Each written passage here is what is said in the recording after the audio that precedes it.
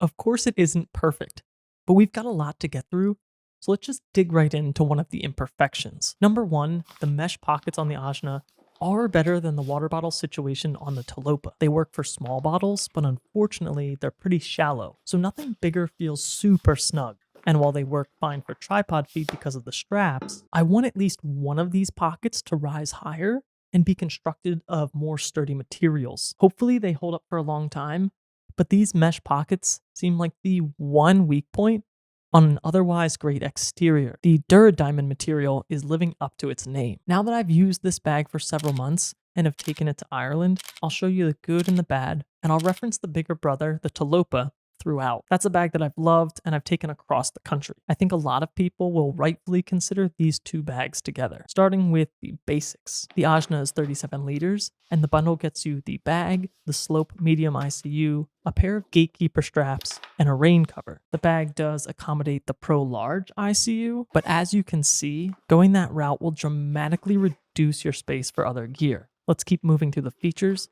but we'll revisit this choice later in the video. The normal price for this bundle is $439, and that's what I paid. This video is not sponsored or gifted, but if you're watching before December 9th, you can get 20% off directly from F-Stop below. The non-sale F-Stop prices are on the higher end, and that's one of the downsides with F-Stop. If you know for sure that this bag is for you, now is the time. Otherwise, do not rush a bag for a sale.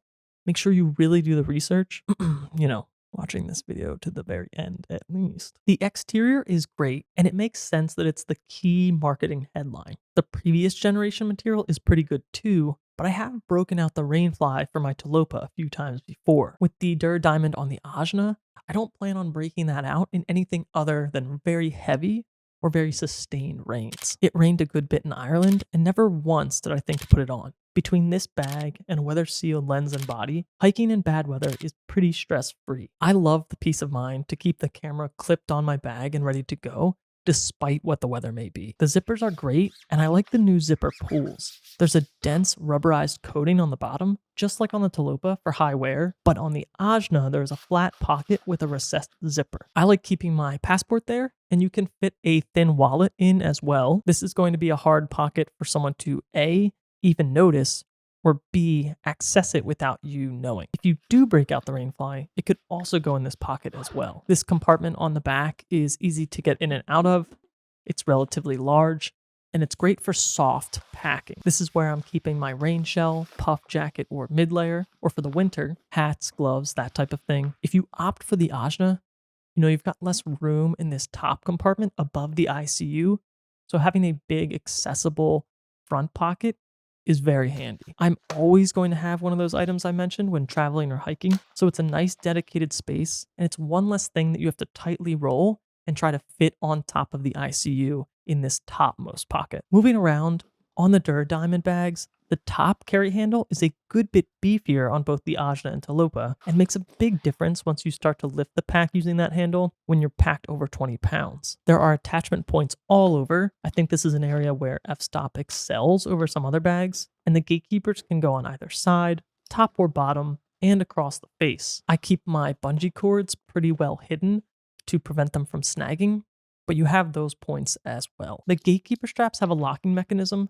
The built-in side straps on the previous Talopa don't, so that's one of the many new incremental improvements, and now the new versatility that you'll have with any of the DuraDiamond bags. Moving to the shoulder straps, do we have capture clip compatibility? Absolutely, and the attachments are all here as well. You get a D-ring with the new aluminum hardware on the right strap, rubberized loops, an adjustable and elastic sternum strap, pull straps for fit, elastic mesh, and finally a hip belt with a little MOLLE system. I'll link my MOLLE accessories below. I didn't wear any of these on the AJNA for my Ireland trip in an effort to keep the bag as slim as possible, but I love all of the water bottle holders and pouches I have. They're super customizable, and they give you, I think, the best way to keep your water bottle or phone or filters or snacks ready to go without taking the bag off. A few small gripes about the shoulder straps and the hip belt. They're about half as padded as the straps and hip belt on my Talopa. Under normal use, you likely won't miss this padding,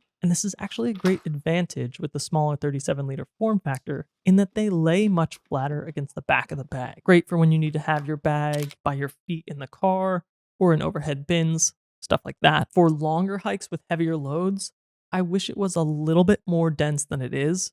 And this is something to keep in mind if you have a set of especially heavy lenses, or you're someone who goes on much longer hikes, or if you want to use the Pro Large ICU primarily. There are also some small elastic openings on the hip belt, but they are really small. The opening is big enough for one finger, and you're not getting much more than a wrapper or a lens cloth or a chapstick in there. But that's just one more reason to get at least one small molly pouch so that you can attach it right here. The aluminum hardware, however, and specifically this belt closure, is excellent. Took me a bit to get used to, but it sits flatter against your body, and I find it more comfortable for instances when you have it fully tightened. And finally, before getting inside of the bag, we have these long side zipper pouches. I'm kind of on the fence with these. Because they're here, the mesh pockets that I showed earlier have to slope downwards, limiting their effectiveness. The zippers and waterproofing are great, but they are fairly thin and a bit hard to get in and out of. Inside, there's a Velcro mesh pocket,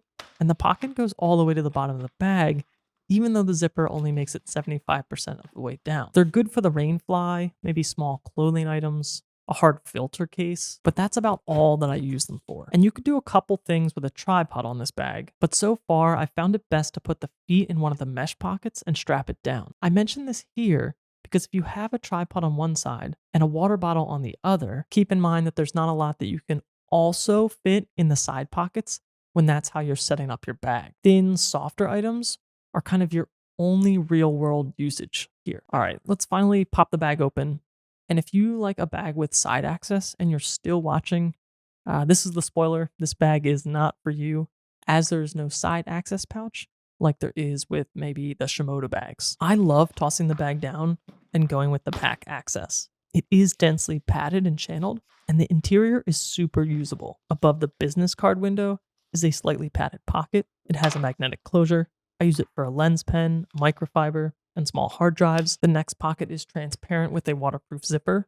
Another good place for keeping a hard drive. I usually keep my audio recorder and mic in here. And finally, some card slots with strong magnetic snaps. I didn't think I would use these much because I already have a card wallet, but it turns out that I use them all the time. I kept some SD card cases, and to pack light, I usually keep 2 cards in the camera and 2 of these cards extra in these pouches themselves. On the AJNA, you're missing the laptop sleeve here. That's only going to be found on the bigger bags, the Talopa and the Shin. I don't mind that this feature is missing from this spot per se. I don't necessarily want my back flap loaded with a fragile computer that might be flipping all about, but there isn't a great spot inside the bag out of the box to put a larger laptop. If you've got a MacBook Air, you can fit it in the water bladder pouch. There's no padding, but it will keep your computer more snug against the wall of the bag. Otherwise, the water bladder goes in this spot right here, and you'll need to look at laptop sleeves to fit larger laptops in this bag when you want protection, as they have to slide in behind the ICU. In this top opening, you can see that there's a decent amount of room above the slope medium ICU. This space is about the same volume as you'll find in the Talopa when you're using the Talopa with the Pro Large ICU. Given the slope of the medium ICU, if you don't have a computer in the bag, you can fit some clothes behind it. It is a thin space, but there is room. I'm a size 10 shoe, and I can cram some shoes in here for a headphone case. On the top of this compartment, there's the mesh zipper pouch. I find this best for snacks or cables. The exterior zipper isn't weather sealed, but it is covered all the way around with a DuraDiamond flap. And then at the very tippy top, this pocket has a sealed zipper, and inside we have a key hook and a microfiber or fleece lined zipper pocket with a sewn in partition. And this one's kind of weird. The pocket is split in 2, but the zipper runs all the way across both openings. And I don't love how I can't see inside, but again, good for all the small items. If I'm on a solo driving trip, I like to keep this bag buckled into the passenger seat beside me. And so anything that I might need to access quickly or easily while driving, that usually is a good fit for this very topmost pocket, so that I can unzipper it and grab it while on the road. So what is the AJNA perfect for? For me, flying and hiking. The dimensions are close to what airlines are going to officially state, but it fits in the overhead compartment without any issue. My recent trip to Ireland was actually my first time flying with a real larger camera bag. I get paranoid, so just in case, I was prepared to pop out the ICU if I had to check the bag, but no issues. It was honestly a bit more cumbersome on buses and trains than it was on the airplane or in the airport, just because you're moving it around more and more likely sitting with it on your lap. And then because this is a good bit smaller than the Talopa, I do prefer to hike with this so far, so long as I'm not bringing more than a few lenses.